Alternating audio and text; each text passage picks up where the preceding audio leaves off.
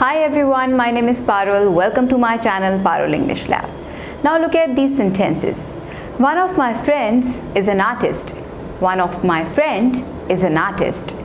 None of the boys were there. None of the boy was there. The scissors don't work. The scissors doesn't work. Confusing?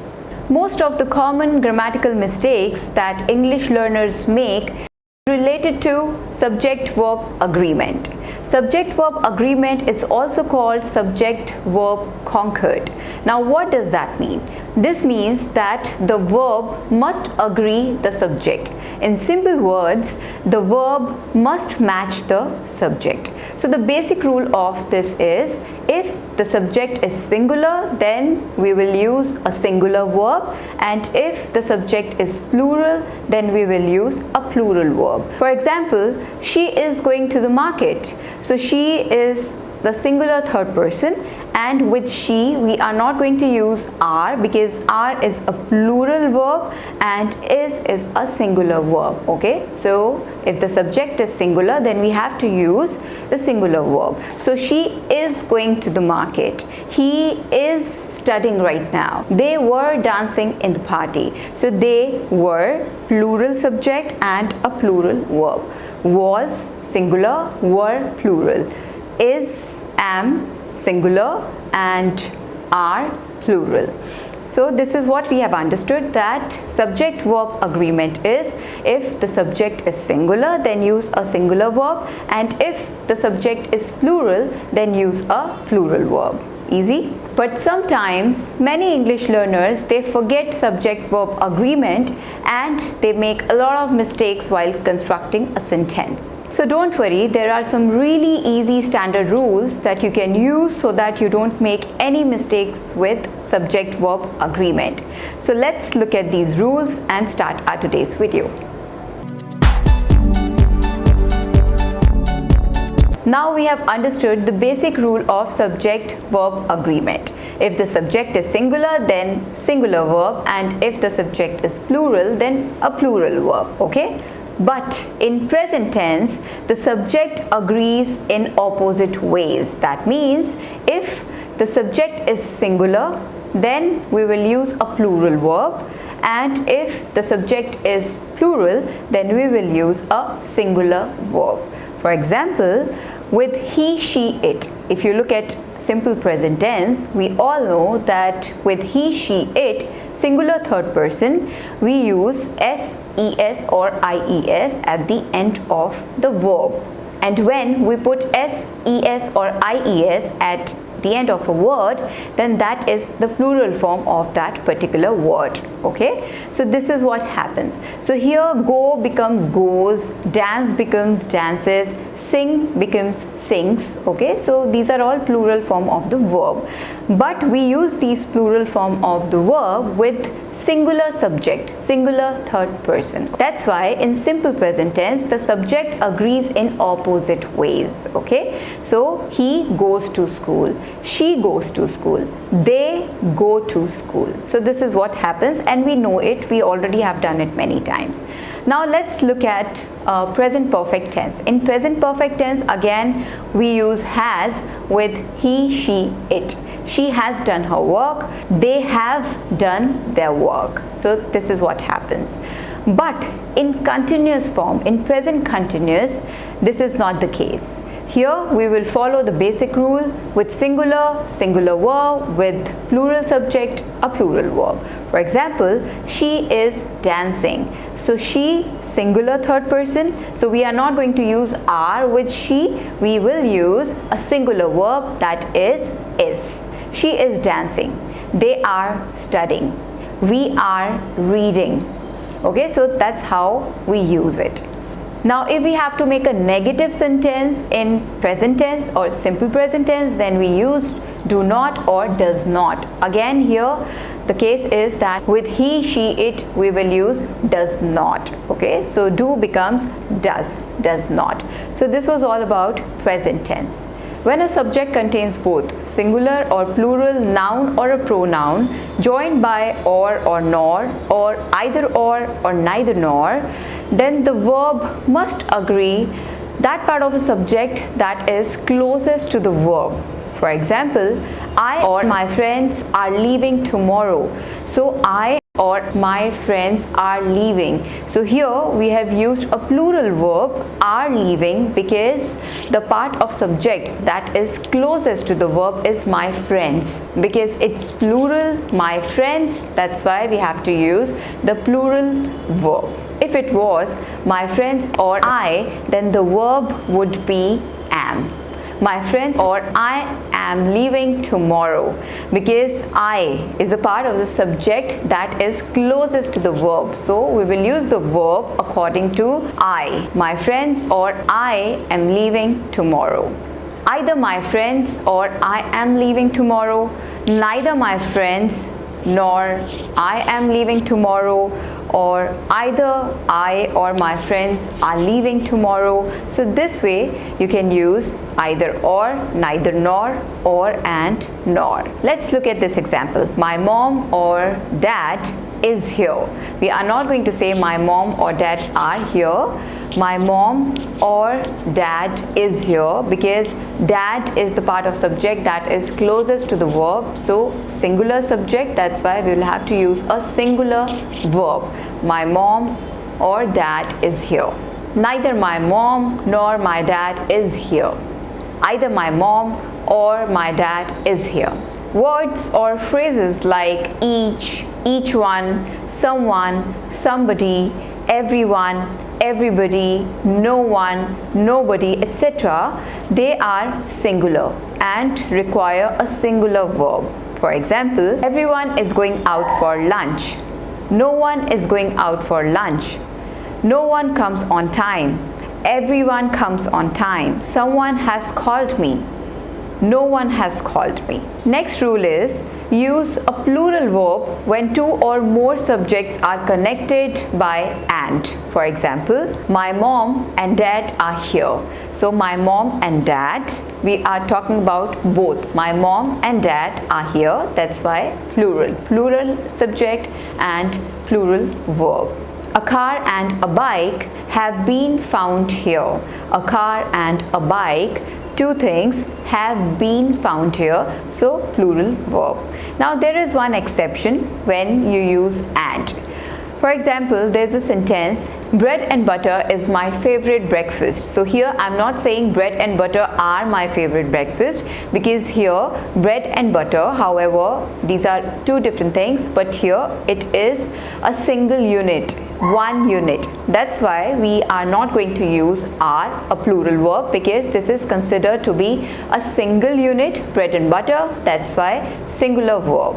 Let me give you one more example. Hard work and dedication is the key to success. Hard work and dedication is the key to success. Is the key to success, because hard work and dedication, this is again a single unit. So when you have these kind of sentences, then you will not use a plural verb. So basically when you are using and, you have to see whether you are going to use a plural verb or a singular verb depending upon the context. When gerunds are the subject, they take a singular verb, but when they are connected by and, they take plural verb.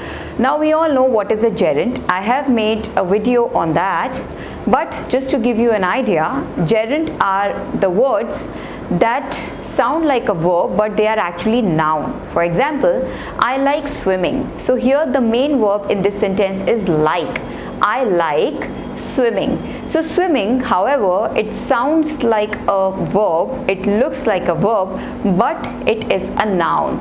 I like swimming. What do I like? I like something. I like swimming. So it's an activity, it's a noun. Okay, so these are gerunds. Now let's look at some examples. Playing with friends is fun. Playing with friends, it's an activity. Playing with friends is fun. So that's why we have used a singular verb, that is. Watching TV and chatting with friends are my favorite things. So here I have used are, a plural verb. Why? Because here we have two gerunds connected by and. Watching TV and chatting with friends are my favorite things. So this way, if you have a single gerund, then you will use a singular verb, and if two or more gerunds are connected by and, then you will use a plural verb. Some nouns are always singular, however, they look plural but they are singular. For example, news. The news is shocking.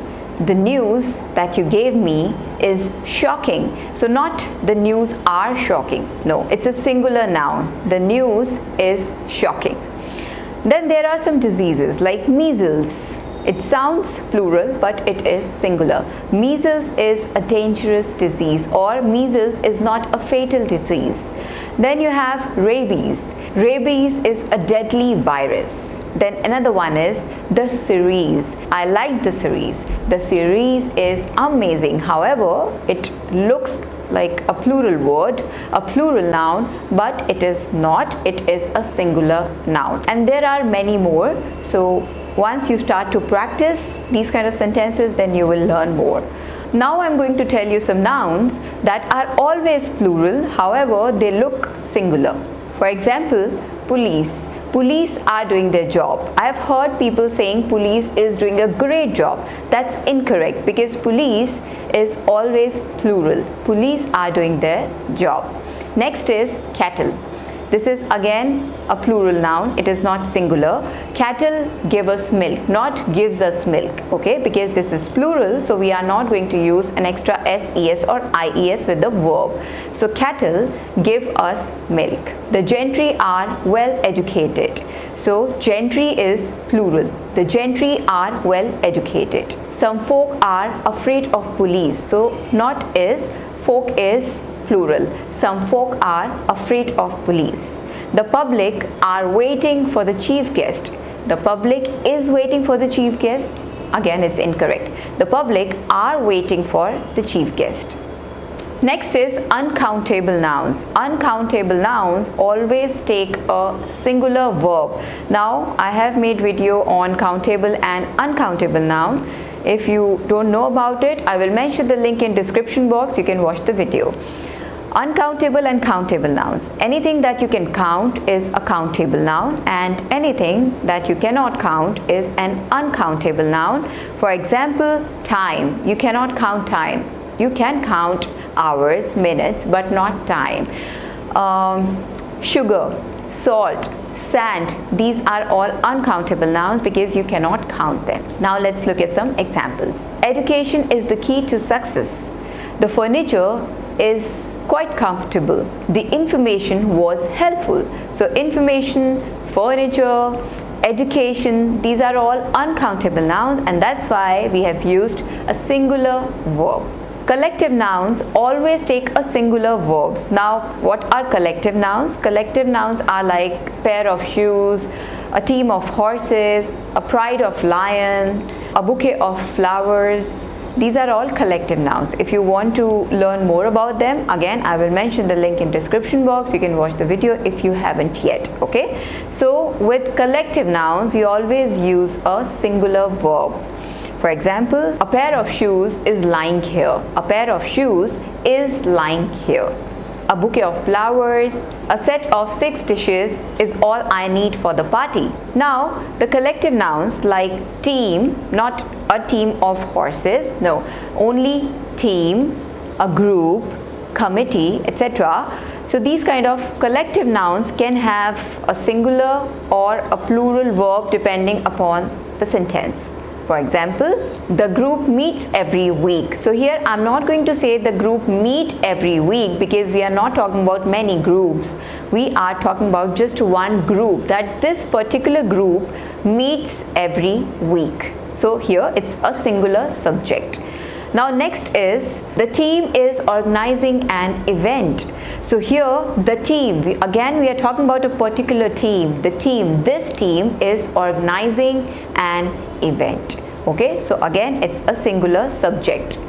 The committee helps to resolve the issue. So here we are talking about a particular committee. Okay, singular subject. The committee helps to resolve the issues. So here we are not talking about more than one committee. We are talking about just one particular committee, that this committee helps to resolve the issues. Okay, so again a singular subject. However, a plural verb can also be used in these sentences. That will also be grammatically correct, but you will use that only if you want to focus on individuals in the group or committee or team. Okay, the group meet every day. That means you're talking about each individual in that group. Okay, and that is less common. So generally people frame it like this. With fractions, the verb agrees with the whole. For example, if you want to say 1/4 of the books are damaged. Okay, so here we have a countable noun and that is plural. So when you have a countable noun and it is plural, then you will use a plural verb, and when you have a countable noun, singular countable noun, then you will use a singular verb. So in this sentence we have a plural countable noun. That's why I have used a plural verb. So 1/4 of the books are damaged. So just imagine that there are many books here and you are saying that 1/4 of these books are damaged. Now if there is a single book, if we are talking about a singular countable noun, then we will use a singular verb. For example, 1/4 of the book is damaged. So just imagine there is just one book and 1/4 of that book is damaged. Okay, so just keep one thing in mind whenever there is a countable noun. So if the noun is plural, then you will use a plural verb, and if it is singular, then you will use the verb accordingly.